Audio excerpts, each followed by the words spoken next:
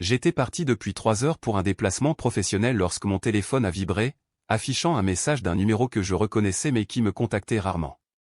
C'était Camille, notre voisine de palier. Salut, ce ne sont pas du tout mes affaires, mais un type très grand et hyper musclé vient d'entrer chez ta femme à l'instant. J'ai fixé l'écran pendant 10 bonnes secondes. La salle de conférence autour de moi m'a soudain semblé minuscule, la présentation qui bourdonnait en fond sonore se transformant en un simple bruit blanc. Mes pouces ont bougé avant même que mon cerveau ne réalise pleinement. Je suis actuellement en déplacement hors de la ville. Peux-tu m'aider, s'il te plaît? 3 points de suspension sont apparus immédiatement. Puis sa réponse, tu me demandes à moi. Bien sûr que je peux t'aider.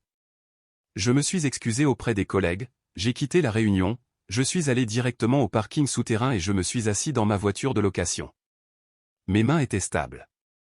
Ma respiration était contrôlée. Ce n'était pas de la panique. C'était de la lucidité.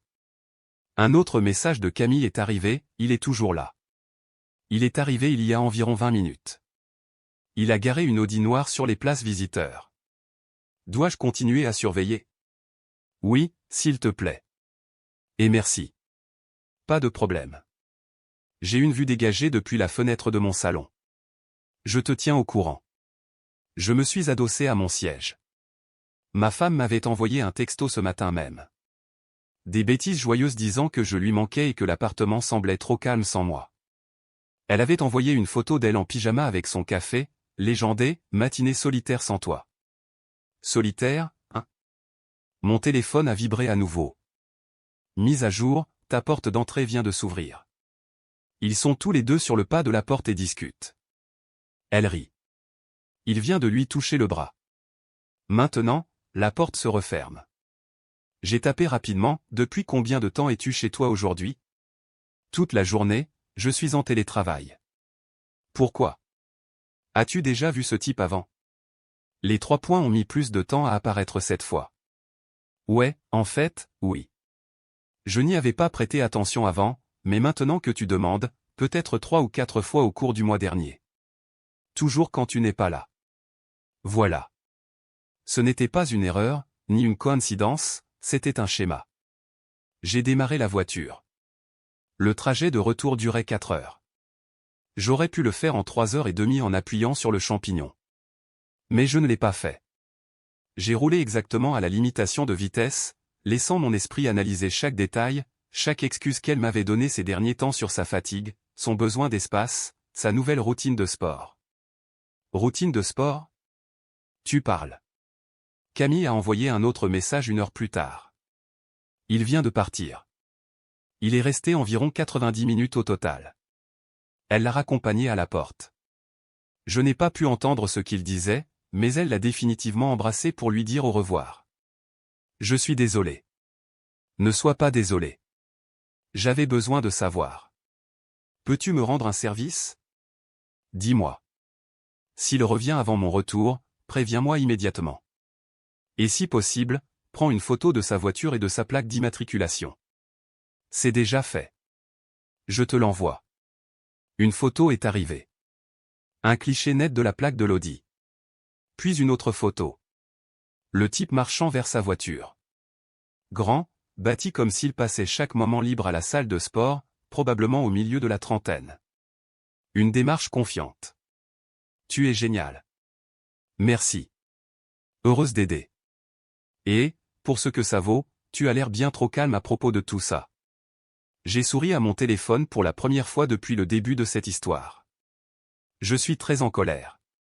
Je ne suis juste pas stupide. La conférence pouvait se débrouiller sans moi. J'ai envoyé un email vague invoquant une urgence familiale et j'ai continué à conduire.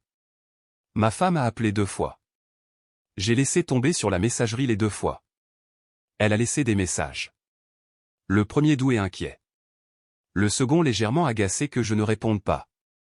Camille a envoyé un nouveau message vers le coucher du soleil. Ça va? Tu es où? Je conduis pour rentrer. Je devrais être là tard ce soir. N'en parle à personne. Ton secret est bien gardé avec moi. Tu veux que je continue à surveiller, s'il te plaît? Une dernière chose. Est-ce qu'elle semble différente? Genre, est-ce qu'elle agit nerveusement ou vérifie beaucoup son téléphone? En fait, oui. Elle vient de sortir les poubelles et n'arrêtait pas de regarder autour d'elle comme si elle attendait quelqu'un. Puis elle est rentrée rapidement. Elle attendait quelqu'un. Probablement lui. Probablement une autre visite prévue puisqu'elle pensait que je serais absent pour 3 jours de plus. Ça n'arrivera pas. Je me suis arrêté pour prendre de l'essence et un café. J'ai vérifié mon téléphone. Ma femme avait encore envoyé un texto. Chérie, tu vas bien? Tu ne réponds pas, appelle-moi quand tu peux. Je t'aime. Je t'aime. Ces mots signifiaient quelque chose autrefois. Maintenant, ce n'était que du bruit. J'ai envoyé un texto à Camille à la place. Je serai de retour vers minuit. Je me gare au sous-sol. Elle ne saura pas que je suis rentré. Malin. Je serai réveillé. Dis-moi si tu as besoin de quoi que ce soit. Le reste du trajet fut silencieux. Pas de musique, pas de podcast, juste moi, la route et un sentiment croissant de détermination. Ce n'était pas une question de rage ou de vengeance. C'était une question de respect, de limites qu'on ne franchit pas, de conséquences qui doivent tomber quand quelqu'un pense que vous êtes trop confiant, trop absent, trop naïf pour remarquer. Elle avait fait un choix. Maintenant, je ferai le mien. Et contrairement au sien, le mien serait définitif. Je suis entré dans le parking de la résidence juste après minuit, j'ai coupé le moteur et je suis resté assis là 1 minute dans l'obscurité, laissant mes yeux s'habituer. L'immeuble était calme. La plupart des fenêtres étaient sombres, sauf une au 3e étage. L'appartement de Camille. Elle avait laissé la lumière de son salon allumée. Mon téléphone a vibré. Tu es là. J'ai vu ta voiture. Tout va bien? Ouais. Je monte maintenant. Discrètement. Bonne chance. Je suis là si tu as besoin de moi. J'ai pris les escaliers au lieu de l'ascenseur. Plus lent mais silencieux. Chaque pas était délibéré. Quand j'ai atteint notre étage, je me suis arrêté à l'angle, écoutant. Rien. Juste le bourdonnement du système de ventilation de l'immeuble et la télévision de quelqu'un jouant faiblement à travers un mur. La porte de notre appartement était verrouillée. Aucune surprise là-dessus. J'ai utilisé ma clé, je l'ai tournée lentement, j'ai poussé la porte centimètre par centimètre. Le salon était sombre, à l'exception de la lueur venant de la chambre au bout du couloir. Elle était encore réveillée. J'ai posé mon sac silencieusement près de l'entrée, sorti mon téléphone et envoyé un texto à Camille. Je suis à l'intérieur. Elle ne le sait pas encore. Qu'est-ce que tu vas faire? Pas sûr encore, mais je ne vais pas la confronter ce soir. Sage décision. Dis-moi si tu as besoin de quoi que ce soit. Sérieusement. Je me suis déplacé dans l'appartement comme un fantôme. J'ai vérifié la cuisine. 2 verres de vin dans l'évier. Les 2 avaient des traces de rouge à lèvres, mais l'un était taché différemment. Le sien. J'ai pris une photo avec mon téléphone. Je suis passé au salon. Les coussins du canapé étaient réorganisés. Une autre photo. Le plaid que nous gardions plié sur le fauteuil était maintenant drapé sur le dossier du canapé. Photo. Des preuves partout. Elle avait pris ses aises. Négligente. Son ordinateur portable était sur la table basse, fermé, mais encore chaud. Je l'ai ouvert avec précaution. Pas de mot de passe sur l'écran d'accueil. Stupide. Son application de message était déjà ouverte. J'ai fait défiler vers le haut, trouver son nom. Maxime. Mignon. Il s'envoyait des textos depuis 3 mois. J'ai pris des photos de tout. Le flirt, les plans, les fois où il était venu, les messages explicites sur ce qu'ils avaient fait sur notre canapé, dans notre lit. Mes mains sont restées stables. Ma mâchoire s'est serrée une fois, puis s'est détendue. Ce n'était plus une question d'émotion. C'était de la documentation. J'ai entendu du mouvement dans la chambre. Des bruits de pas. Elle se levait. J'ai refermé l'ordinateur portable exactement comme je l'avais trouvé. Je me suis glissé dans la salle de bain des invités et j'ai attendu. La porte était juste assez entr'ouverte pour voir à travers. Elle est passée devant, portant une de mes vieilles chemises. Se dirigeant vers la cuisine, elle a ouvert le frigo, est restée là dans la lumière un moment, puis a attrapé une bouteille d'eau, a vérifié son téléphone, a souri à quelque chose sur l'écran, a tapé une réponse, et est retourné vers la chambre. J'ai attendu 5 minutes de plus. Puis j'ai quitté la salle de bain, attrapé mon sac et je suis ressorti silencieusement de l'appartement. J'ai descendu les escaliers de 2 étages, j'ai remonté et frappé doucement à la porte de Camille. Elle a ouvert immédiatement, comme si elle attendait juste derrière. Ça va? Ouais. Je peux entrer 1 minute? Bien sûr. Elle s'est écartée. Son appartement était l'image miroir d'une autre, mais complètement différent, plus propre, plus organisé, sentant la bougie à la vanille au lieu du parfum que ma femme portait. J'ai besoin de te montrer quelque chose, ai-je dit en sortant mon téléphone. Et j'ai besoin d'un témoin pour ce que je m'apprête à faire. Camille s'est assise sur son canapé et je me suis assis dans le fauteuil en face d'elle. Je lui ai montré les photos, les messages, la chronologie. Elle n'a pas eu le souffle coupé ni joué les choqués, elle a juste hoché la tête, son expression se durcissant à chaque glissement de doigt. « Combien de temps vas-tu attendre avant de lui dire quelque chose ?» a-t-elle demandé. « Je ne vais rien dire. »« Pas encore. J'ai besoin de plus que ça. »« Plus ?» Tu as des captures d'écran de planifiant littéralement leur prochaine partie de jambes en l'air. Je sais, mais je veux que ce soit inattaquable. Pas de place pour qu'elle déforme la vérité, qu'elle trouve des excuses, qu'elle me blâme d'une manière ou d'une autre. Quand je la confronterai, ça doit être dévastateur. Définitif. Camille m'a regardé pendant un long moment. Tu n'es pas en colère. Tu es calculateur. Je suis les deux, mais seul l'un des deux donne des résultats. Elle s'est levée, est allée dans sa cuisine et est revenue avec 2 bières. Elle m'en a tendu une. Alors, c'est quoi le plan? J'ai besoin de savoir s'il est marié, s'il a une petite amie, où il travaille, tout. Ça c'est facile. Donne-moi son numéro de plaque. J'ai affiché la photo qu'elle avait envoyée plus tôt. Elle a sorti son propre téléphone, tapé quelque chose, attendu, puis souri. Mon frère est flic. Il me doit un service. Donne-moi jusqu'à demain matin.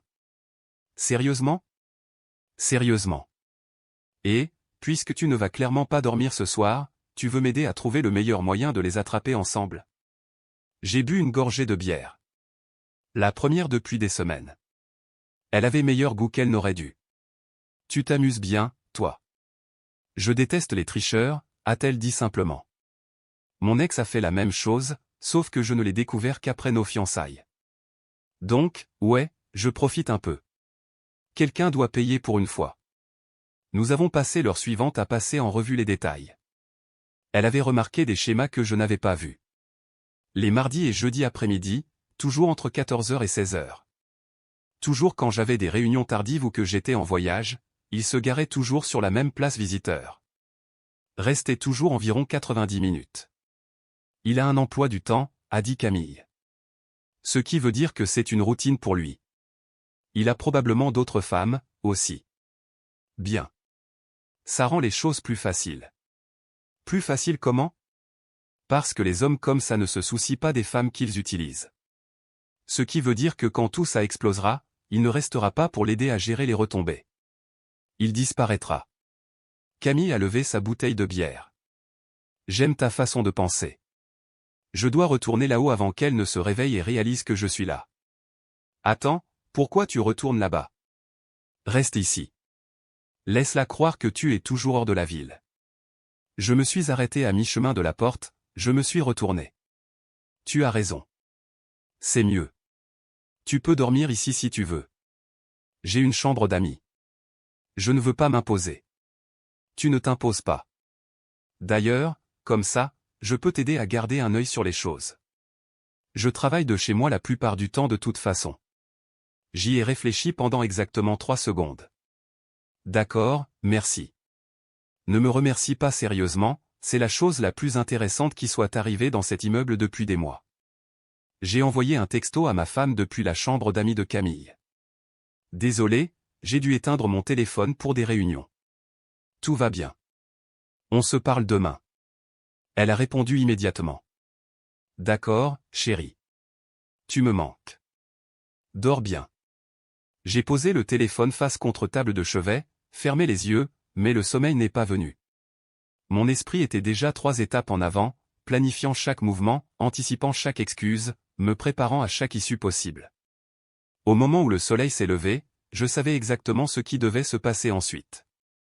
Et elle n'avait aucune idée de ce qui l'attendait. Camille a frappé à la porte de la chambre d'Amy à 7 heures du matin. « Tu es réveillé ? » ?»« Ouais. »« Entre. » Elle a ouvert la porte en tenant son téléphone. « J'ai les infos. Tu vas adorer ça. » Je me suis assis. « Dis-moi. » Il s'appelle Maxime Leroy, 34 ans. Il travaille comme coach sportif dans une salle en centre-ville. Et voici la meilleure partie, il est fiancé. Mariage prévu pour le printemps prochain. Tu plaisantes. Non. Mon frère m'a tout envoyé. Le nom de sa fiancée est Élodie. Elle est infirmière. Elle travaille de nuit à l'hôpital 3 jours par semaine, ce qui explique pourquoi il est libre pendant la journée. J'ai pris le téléphone, fait défiler les informations. Adresse, employeur, profil sur les réseaux sociaux, les profils de sa fiancée, des photos d'eux ensemble ayant l'air heureux, des publications récentes sur l'organisation du mariage. Ça vient de devenir beaucoup plus intéressant, ai-je dit. À quoi tu penses ? Je pense qu'Élodie mérite de savoir ce que son futur mari fait quand elle est au travail. Camille a souri. Là, on parle. Mais tu ne peux pas juste lui envoyer un message de nulle part. Elle ne te croira pas. Je sais. J'ai besoin de preuves. Des preuves solides. Ce qui veut dire que je dois les attraper ensemble. Quand est-ce que ta femme t'attend ? Dans 2 jours. Je lui ai dit que le séminaire était prolongé. Parfait. On est mardi. Il va probablement se pointer cet après-midi. Je me suis levé, j'ai marché vers la fenêtre. L'appartement de Camille avait une vue parfaite sur le parking visiteur et notre porte d'entrée. Je peux rester ici aujourd'hui. Observe depuis chez moi. J'avais déjà supposé que tu le ferais. Je travaillerai depuis la table à manger. Tu peux t'installer près de la fenêtre. Nous avons passé la matinée à nous préparer. Je me suis positionné avec une vue dégagée, mon téléphone chargé et prêt. Camille a fait du café et a travaillé sur son ordinateur portable, jetant parfois un coup d'œil pour vérifier si j'avais besoin de quelque chose. Vers 13h30, ma femme m'a envoyé un texto. Comment se passe la conférence ?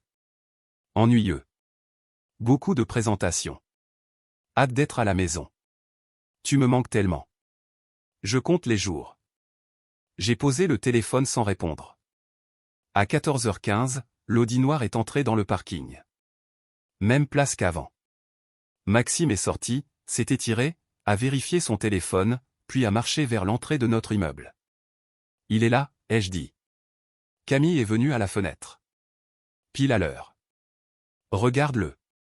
Il agit comme s'il était chez lui.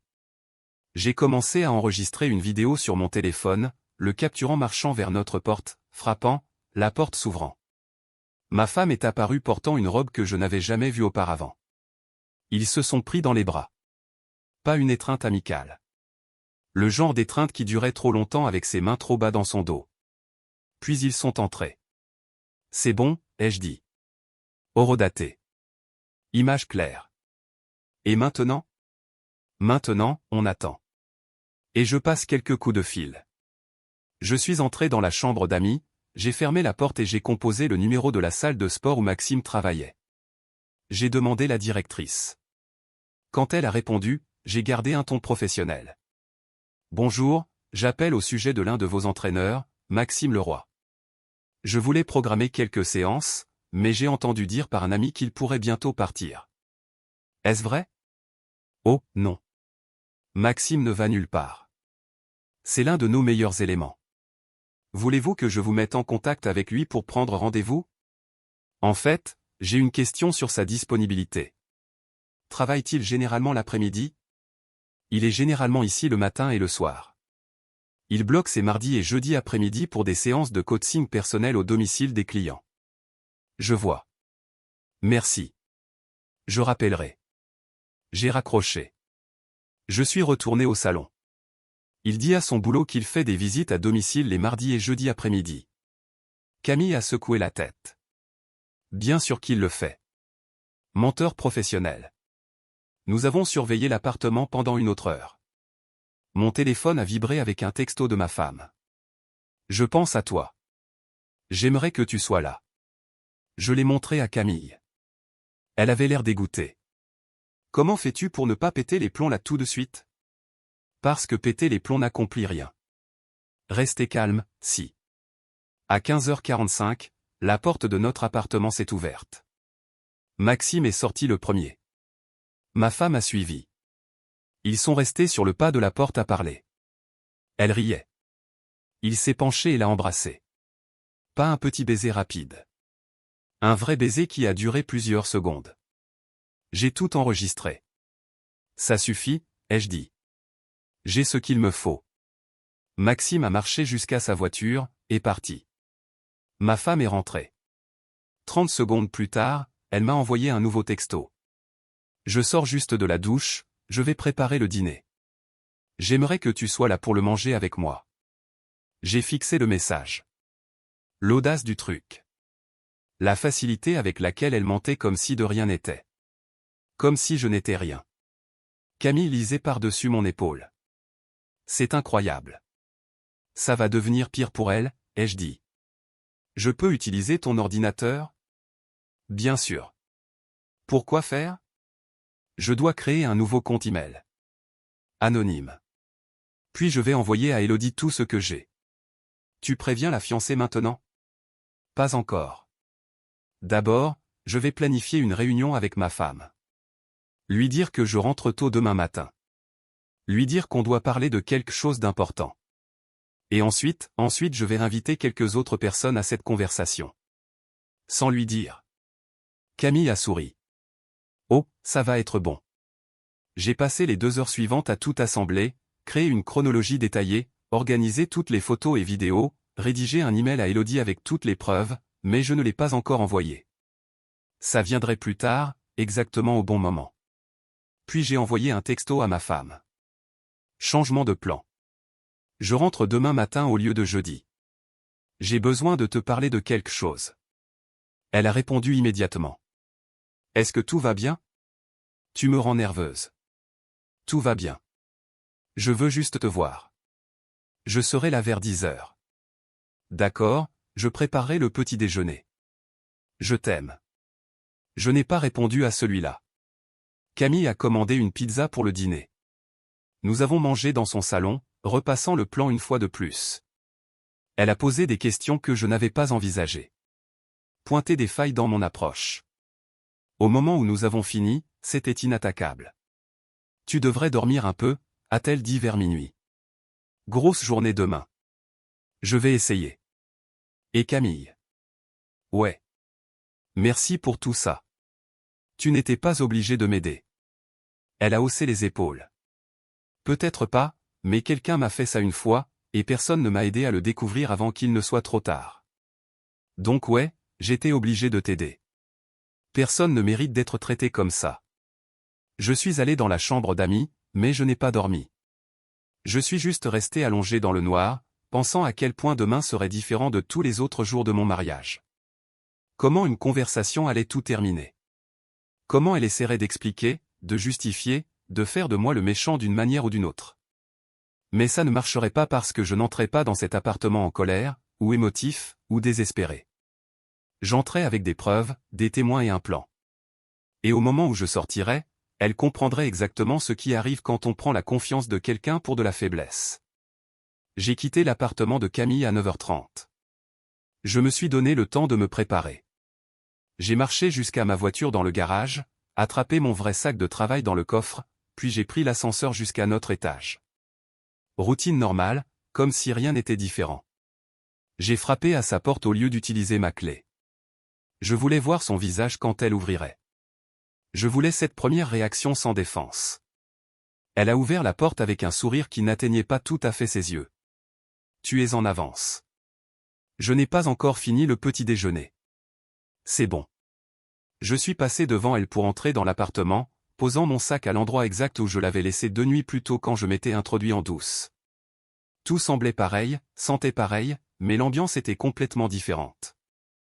Tu as l'air tendu, a-t-elle dit en me suivant dans le salon. De quoi voulais-tu parler? Attendons après le petit déjeuner. pas de presse. Elle a hésité. A étudié mon visage, puis a hoché la tête et est retournée à la cuisine. Je pouvais l'entendre bouger, le cliquetis des assiettes, la cafetière qui gargouillait. Des bruits normaux, domestiques, tout ça. Une performance. Mon téléphone a vibré. Texto de Camille. J'observe. Tu es bon? Ouais. Donne-moi 30 minutes. Bien reçu. Ma femme a apporté 2 assiettes, tartines. Elle s'est assise en face de moi à la table à manger. A essayé de faire la conversation sur la conférence, sur sa semaine, sur les projets pour le week-end. Je donnais des réponses courtes, la laissais remplir le silence, la regardais devenir plus nerveuse à chaque minute qui passait. Finalement, elle a posé sa fourchette. D'accord, tu me fais peur. Qu'est-ce qu'il se passe? J'ai sorti mon téléphone, ouvert les photos, je les fais glisser sur la table vers elle. Je veux que tu m'expliques ça. Elle a pris le téléphone. Son visage est devenu blanc. Elle a fait défiler les images, les verres de vin, le canapé, les messages, les vidéos de Maxime arrivant et partant. Le baiser sur le pas de la porte. Où as-tu eu ça? Sa voix était à peine un murmure. Est-ce que ça a de l'importance? Ce n'est pas ce que tu crois. Vraiment? Parce qu'on dirait que tu reçois quelqu'un tous les mardis et jeudis après-midi depuis 3 mois pendant que je suis au travail. On dirait que tu me mens sur où tu es et ce que tu fais. On dirait que tu l'embrasses sur notre pas de porte. Alors, s'il te plaît, explique-moi ce que c'est réellement. Elle a posé le téléphone. Ses mains tremblaient. C'est compliqué. Non, c'est simple. Tu as trompé. Tu as menti. Tu as pris tes aises en le faisant. Ce n'est pas compliqué. Tu n'es jamais là. Tu travailles toujours, tu voyages toujours, tu es toujours trop fatigué pour faire attention à moi. Qu'est-ce que j'étais censé faire? Pas ça. Littéralement n'importe quoi sauf ça. Elle s'est levée, a commencé à faire les 100 pas. J'ai fait une erreur. D'accord, je sais que j'en ai fait une, mais ça ne voulait rien dire. Il ne signifie rien. Tu lui envoies des textos tous les jours depuis 3 mois, planifiant quand il pourrait venir, lui disant des choses que tu ne m'as jamais dites. Mais bien sûr, ça ne veut rien dire. Tu vas me laisser expliquer ou juste m'attaquer? Je ne t'attaque pas. J'énonce des faits et j'attends que tu prennes tes responsabilités pour une fois au lieu de me blâmer pour tes choix. Elle a arrêté de faire les 100 pas, m'a regardé avec quelque chose entre la colère et le désespoir. Alors quoi maintenant? Tu divorces. Tu jettes tout ce qu'on a construit. On n'a rien construit. Tu as construit un mensonge. J'ai juste vécu dedans. Ne sois pas dramatique. Dramatique? Tu veux du dramatique? Je me suis levé. Il s'appelle Maxime Leroy. C'est un coach sportif. Il est fiancé à une femme nommée Elodie qui travaille de nuit comme infirmière. Il dit à sa salle de sport qu'il fait des visites à domicile alors qu'il est en fait ici. Mardi et jeudi après-midi comme une horloge. Tu veux que je continue?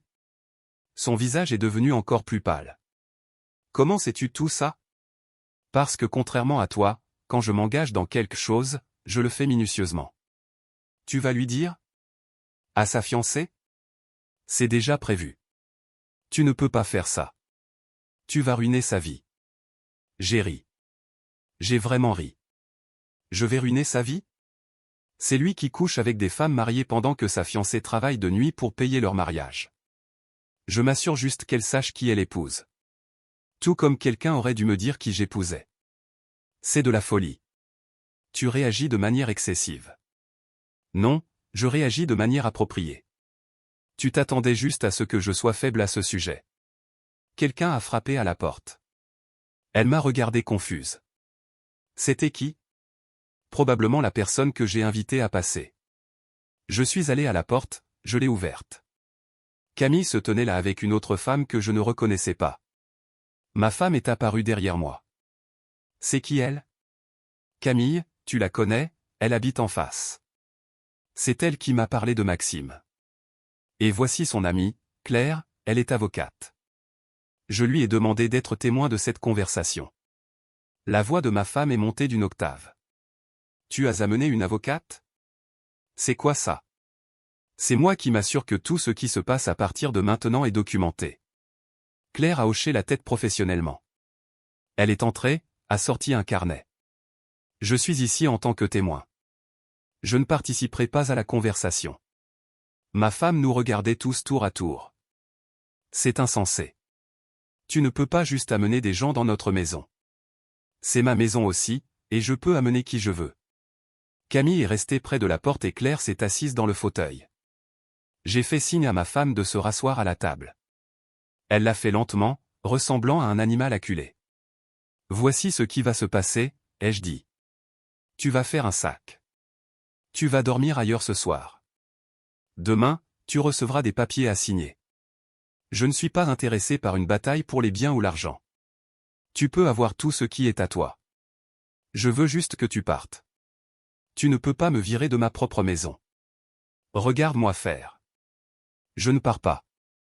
J'ai sorti mon téléphone à nouveau. Je lui ai montré un autre écran. C'est l'email que je m'apprête à envoyer à la fiancée de Maxime. Il contient tout. Photos, vidéos, horodatage, tes messages où tu parles de combien il est bon, bien meilleur que moi, comment tu as hâte d'être à mardi. Dois-je appuyer sur envoyer maintenant ou après que tu aies fait tes valises? Elle a tendu la main vers le téléphone. Je l'ai retiré. Ne fais pas ça. Tu ne veux pas me tester. Nous nous sommes fixés. Elle a cligné des yeux la première. Bien. Je pars, mais ce n'est pas fini. Si, ça l'est. Elle s'est levée, a marché vers la chambre. Je pouvais entendre des tiroirs s'ouvrir, des choses jetées dans un sac. Camille m'a regardé avec quelque chose ressemblant à de l'admiration, et Claire a juste continué à prendre des notes. 20 minutes plus tard, ma femme est revenue avec une valise. Ses yeux étaient rouges mais secs. La colère avait remplacé la panique. J'espère que tu es heureux. Je ne le suis pas, mais je le serai. Elle a regardé Camille. C'est de ta faute. Camille n'a pas bronché. Non, c'est de ta faute. J'ai juste fait en sorte qu'il le découvre. Ma femme s'est retournée vers moi. Tu vas regretter ça. La seule chose que je regrette, c'est de ne pas avoir vu qui tu étais plus tôt. Elle a marché jusqu'à la porte, s'est arrêtée, s'est retournée une dernière fois. Il est 2 fois plus homme que tu ne le seras jamais. J'ai souri. Alors tu devrais probablement prévenir sa fiancée avant qu'elle ne l'épouse. Oh, attends. Je le fais déjà. Elle est partie. La porte a claqué derrière elle. L'appartement est devenu silencieux, à l'exception du stylo de Claire grattant sur le papier. Ça s'est bien passé, a dit Camille en levant les yeux. J'ai tout documenté, a dit Claire. Chronologie, déclaration, témoin présent. Si elle tente quoi que ce soit de légal, tu es couvert. Merci. Pas de problème. Et pour ce que ça vaut, tu as géré ça mieux que la plupart des gens ne l'auraient fait. Après leur départ, je me suis assis seul dans l'appartement pour la première fois depuis des années. Il semblait plus grand, plus vide, mais pas d'une mauvaise manière. Plutôt comme si de l'espace s'était libéré. De la place pour respirer. J'ai pris mon téléphone, ouvert l'email pour Elodie, joint toutes les preuves, écrit un message simple. Vous ne me connaissez pas, mais vous méritez de savoir ça avant de l'épouser. J'ai appuyé sur envoyer. Puis j'ai bloqué le numéro de ma femme, supprimé son contact, effacé 3 ans de messages, recommencé à 0. Elodie a répondu 3 heures plus tard. J'étais assis dans l'appartement en train de trier de la paperasse quand mon téléphone a vibré avec une notification par email. Merci de me l'avoir dit. Je l'ai confronté. Il a tout avoué. Le mariage est annulé. J'apprécie votre honnêteté plus que vous ne le pensez. Court, direct, exactement ce que quelqu'un dirait quand tout son avenir vient de s'effondrer. Je me sentais mal pour elle. Elle ne méritait rien de tout ça, mais elle avait besoin de savoir. J'ai transféré sa réponse à Camille. Elle a répondu immédiatement, un de moins. Et ta femme? Pas de nouvelles depuis qu'elle est partie. Pas envie d'en avoir. Bien. Elle est probablement en train de paniquer. Laisse-la paniquer. Claire a appelé le lendemain matin. Les papiers sont prêts. Je peux les faire livrer aujourd'hui si tu veux. Fais-le. Aussi, ta femme a essayé de me contacter. Elle a demandé si on pouvait parler raisonnablement de tout ça. Je lui ai dit que je ne représentais que toi et qu'elle devrait prendre son propre avocat. Qu'est-ce qu'elle a dit? Elle a raccroché. J'ai passé la journée à nettoyer l'appartement. J'ai jeté tout ce qui me rappelait elle. Les verres de vin, le plaid, la tasse à café qu'elle aimait, j'ai emballé ses vêtements restants dans des cartons et je les ai laissés près de la porte.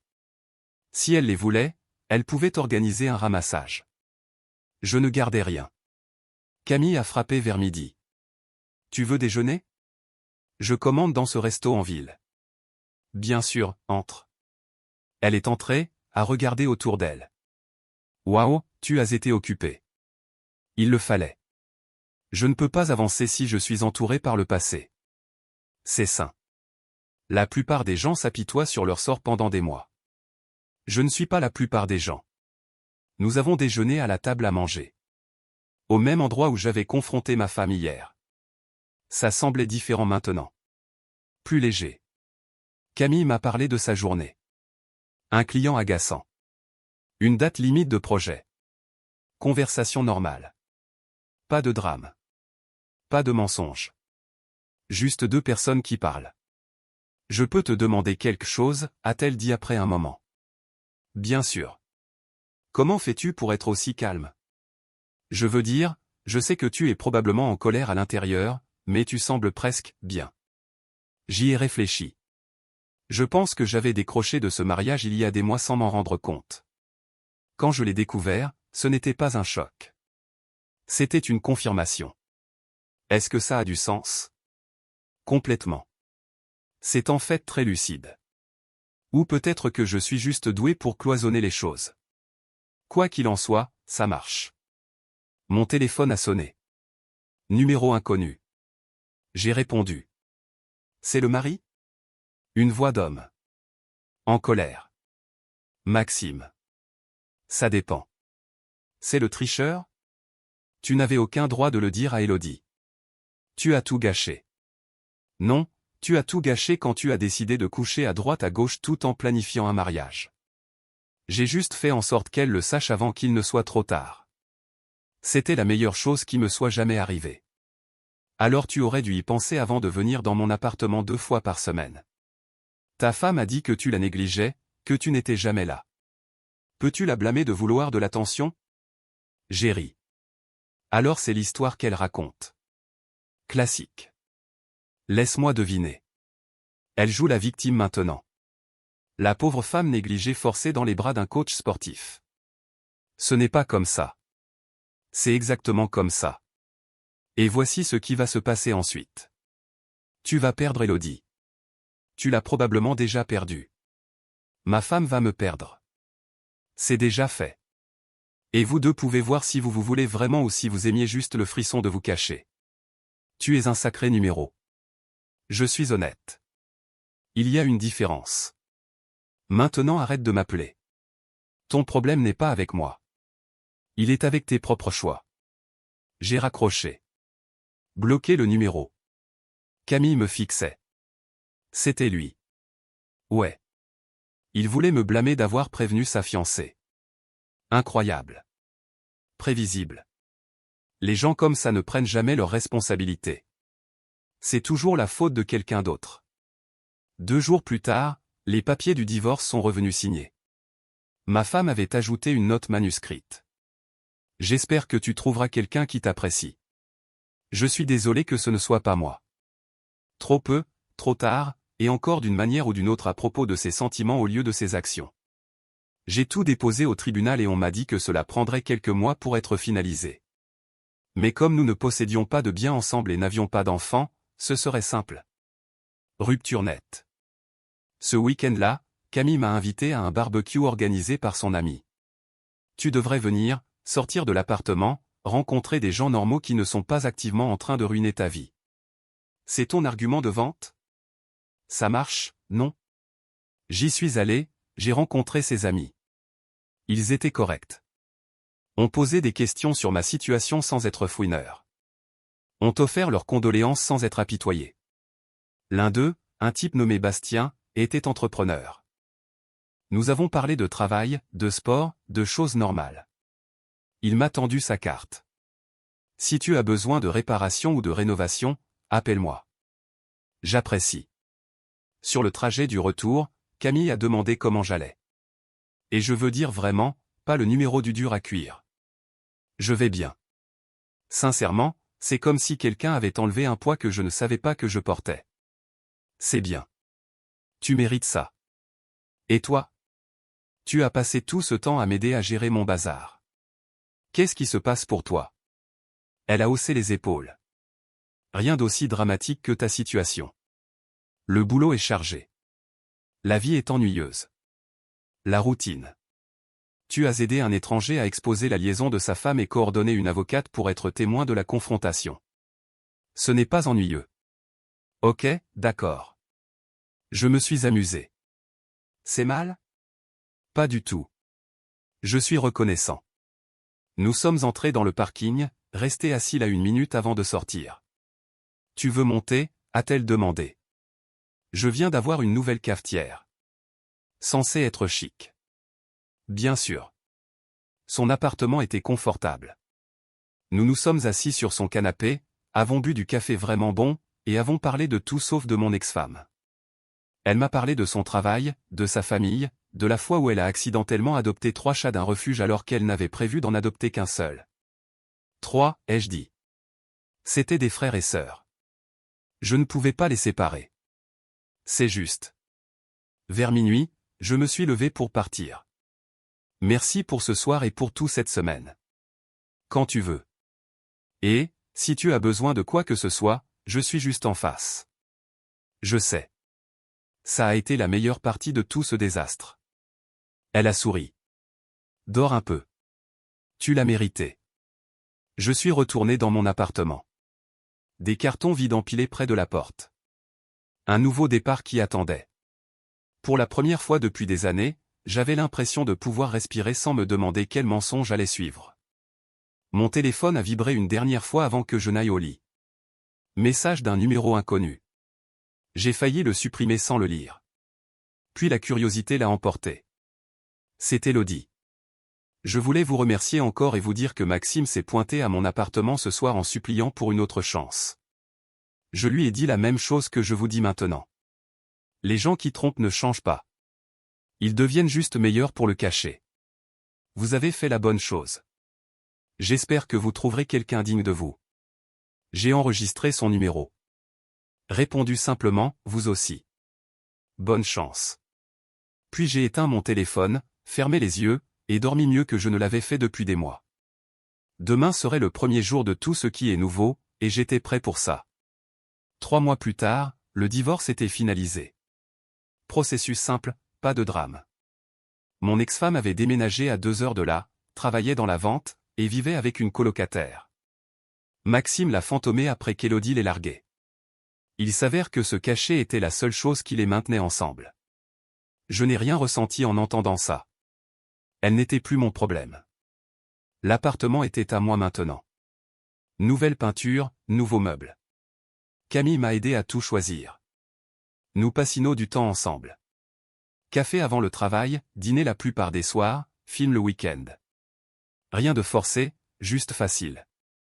6 mois plus tard, j'ai fait ma demande, non pas pour combler un vide, mais parce qu'elle m'avait montré à quoi ressemblait un véritable partenariat. Honnêteté, soutien, être présent quand ça compte. Elle a dit oui immédiatement, puis a ri. Tout ça a commencé parce que je t'ai envoyé un texto au sujet d'un type suspect à ta porte. Le meilleur texto que j'ai jamais reçu. Nous nous sommes mariés 6 mois après cette petite cérémonie. Bastien était mon témoin et est venu. Même Élodie a envoyé ses félicitations. Mon ex-femme n'a jamais repris contact. J'ai entendu dire qu'elle avait encore déménagé. Ville différente, boulot différent. J'espère qu'elle a réglé ses problèmes. Pas parce que je m'en souciais personnellement, juste parce que l'amertume semblait épuisante. Camille et moi avons acheté une maison 1 an plus tard. Petite mais à nous. 3 chambres, grand jardin, de la place pour l'avenir que nous construisions. Parfois, les gens posaient des questions sur mon premier mariage. Je restais simple. Ça n'a pas marché. Mais j'ai appris ce que je ne tolérerai plus.